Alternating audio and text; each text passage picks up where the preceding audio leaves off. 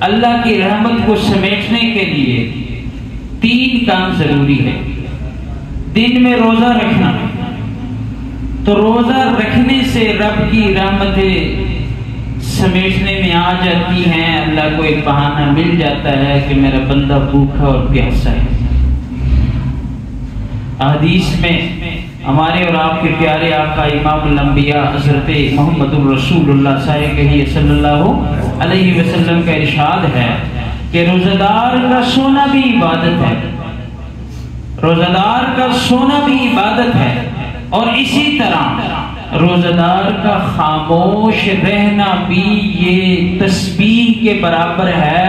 رب فرشتوں سے کہتا ہے کہ میرے روزہ دار نے روزہ رکھا ہے اور یہ خاموش ہے، لہذا اس کے سانسوں کو بھی تسبیحات سبحان اللہ، الحمدللہ، اللہ اکبر، ذکر و اذکار کی تسبیحات میں شمار کر دی جائے۔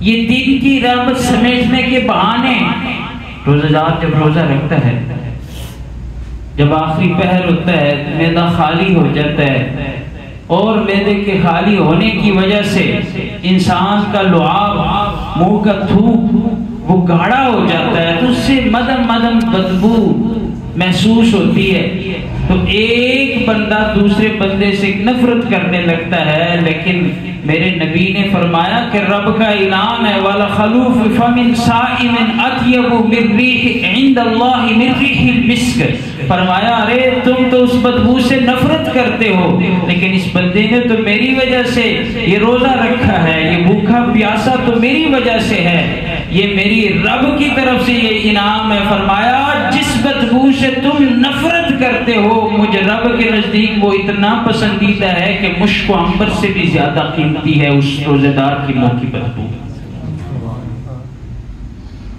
تو یہ رب کی رحمت نہیں ہے تو کیا ہے؟ رحمت جب آتی ہے تو اللہ بہانے ڈھونڈتا ہے۔ میرے نبی کے منہ سے اعلان فرماتا ہے کہ اے محبوب اپنے امتیوں سے کہہ دو تم نوافل ادا کرو، میرے رب کی رحمت اتنی جوش میں ہے کہ وہ فرض میں شمار کر کے تمہیں دے دے گا۔ میرے مخلوق سے کہہ دو جو بندہ فرض ادا کرتا ہے تو رب فرماتا ہے ارے تم ایک فرض ادا کرو گے تو میں 70 گنا بڑھا کر تمہیں ثواب عنایت فرماؤں گا۔ میرے رب کی رحمت نہیں ہے تو کیا ہے؟ اولہ رحمہ، پہلے 10 دن رحمت کے ہیں، رحمت کا عشرہ چل رہا ہے، رحمت سمیٹنے کی کوشش کریں۔ رب کا ایک بہانہ رحمت سمیٹنے کے لیے دن کا روزہ رکھنا ہے۔ جب ایک بندہ روزہ رکھتا ہے رب اسے نوازتا ہے۔ رب کہتا ہے میرا قانون یہ ہے ایک بندہ ایک نیکی کرے تو اس کا ثواب دینے کا قانون فرشتوں کو بتا دیا کہ 10 سے لے کر 700 گنا تک اخلاص کے مطابق اسے ثواب دیا جائے۔ لیکن فرشتوں جب یہ میرے بندے روزہ رکھتے ہیں نا تو میری رحمت جوش میں آتی ہے، تم نے ثواب نہیں دینا، میں نے ان کی قدردانی کرنی ہے، آپ کے ہاتھوں ثواب نہیں دینا، میں نے خود ثواب دینا ہے، اب میری مرضی جتنا بھی نواز ہو۔ یہ رب کی قدردانی، الصوم لی انا اجزی بہ، روزہ میرے لیے بندہ رکھتا ہے تو میں ہی اس کو ثواب دوں گا۔ یہ بڑا فرق ہوتا ہے نا کہ ایک بندہ ایک ادارے کا بڑا ہو تو وہ خود جا کے کسی اپنے ورکر کو اپنے ہاتھوں کو گفٹ دے تو بڑی خوشی ہوتی ہے نا، اگر مینیجر کے ہاتھوں گفٹ دے دے اتنی خوشی نہیں ہوتی۔ اللہ فرما رہا ہے کہ میں خود اسے نوازوں گا، تو یہ رب کی قدردانی ہے کہ جب ہم روزہ رکھتے ہیں رب کی مہربانی، رب کی رحمت کتنی جوش میں ہوتی ہے۔ اولہ رحمہ، یہ پہلے 10 دن رحمت کے ہیں اور رحمت سمیٹنا ہے ہمیں، تو سمیٹنے کے لیے پہلا کام ہم نے روزہ رکھنا ہے۔ ایک بندہ جب روزہ رکھتا ہے تو اس کے لیے حدیث پاک میں ارشاد گرامی ہے کہ اس کے لیے سمندر کے تہ میں مچھلیاں مغفرت کرتی ہے۔ یہ حدیث کی انتہا ہے۔ اس حدیث میں ایک انتہائی جملہ جس پر انتہا ہوتی ہے اس جملے کو بیان فرما دیا۔ در حقیقت اس دنیا کا ذرہ ذرہ رب کے سامنے استغفار کرتا ہے کہ میرے ربا اس بندے کے گناہوں کو نہیں دیکھنا، اس کے بھوک اور پیاس کو دیکھنا، اس کی تڑپ کو دیکھنا کہ اس نے روزہ رکھا ہے، اللہ اس کو معاف فرما دے۔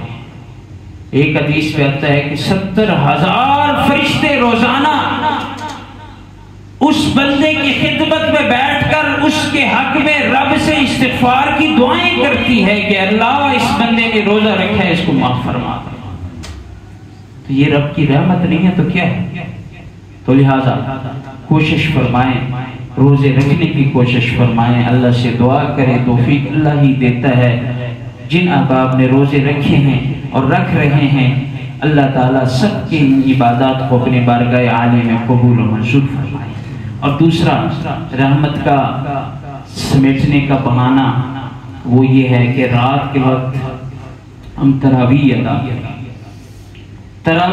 ادا کرنے کے اللہ تعالیٰ کے نزدیک بڑے، بس ایک ہی رکعت ایک ہی سجدے پہ 2,500 نیکی اللہ تعالیٰ لکھ دیتا ہے اس بندے کے لیے۔ اب ضرب کا زمانہ ہے، اب ضرب لگا لیں تو ایک سجدے پہ 2,500 ہو تو پھر کام بہت اونچا چلا جاتا ہے نا۔ حدیث پاک میں ارشاد گرامی ہے کہ تراویح ادا کرتے وقت اللہ تعالیٰ فرماتا ہے اس کو جنت میں اس کے لیے ایک محل تیار کیا جائے، اس محل کے 70,000 دروازے ہوتے ہیں، ہر دروازے کے اوپر پھر کھوٹیاں بنی ہوتی ہیں سونے کی، یاقوت و زبرجد کی۔ یہ صرف تیاریاں جو کی جاتی ہے صرف روزہ دار کے لیے ہوتی ہے۔ اب یہ دونوں چیزیں رب کی رحمت لوٹنے کے لیے قوی ہماری چیزیں ہیں۔ حالانکہ آج کل فتنوں کا زمانہ ہے، بعض لوگ کہتے ہیں 8 تراویح پڑھو، بعض کہتے ہیں 20 پڑھو، ہم کہتے ہیں 20 ہی پڑھو تو اچھا ہے، دوسرے احباب کہتے ہیں 8 ہی پڑھو تو اچھا ہے۔ اب ایک ہی جواب دیتے ہیں۔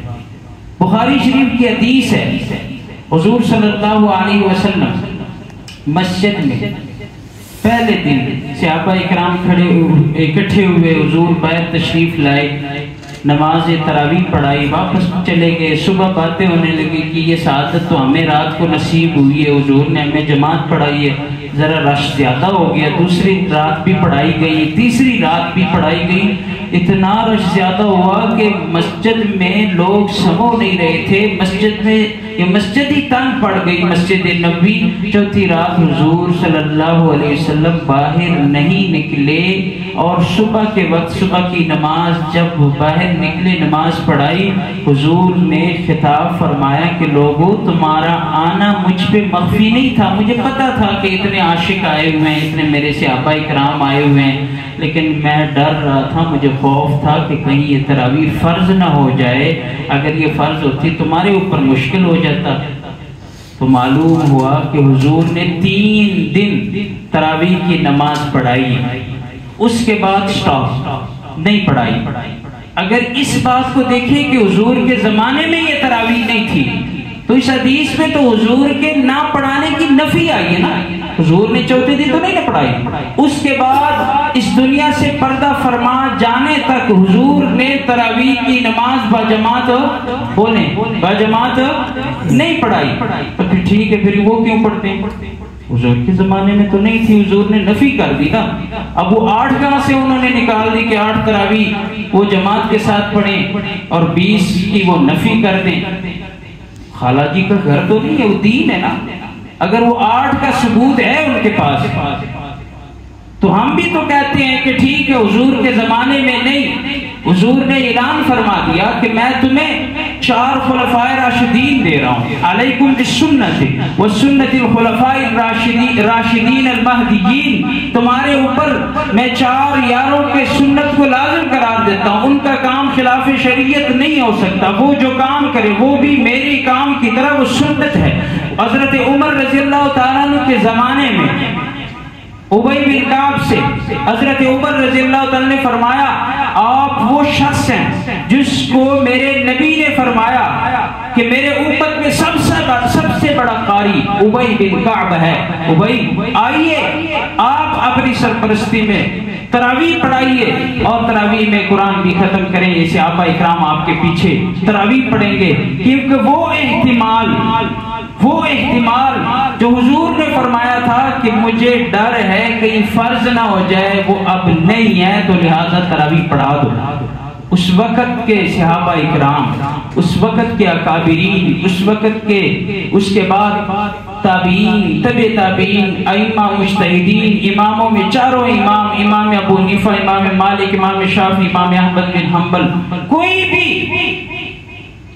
بھی اس کا منکر نہیں ہے۔ 8 تراویح 20 تراویح کا منکر نہیں ہے، 20 ہی پڑھائی جا رہی تھی۔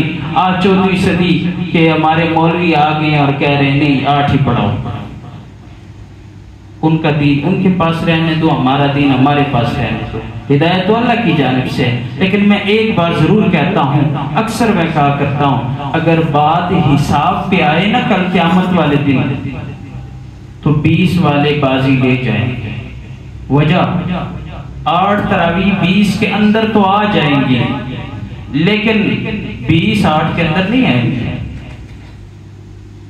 اب جو لوگ جو حضرات 8 تراویح پڑھ لیں وہ جا کے سو جاتے ہیں، نہیں سوتے، یا تو خبریں سنیں گے، یا کھیل کود میں موبائل میں مصروف ہوں گے، یا گپوں میں مصروف ہوں گے۔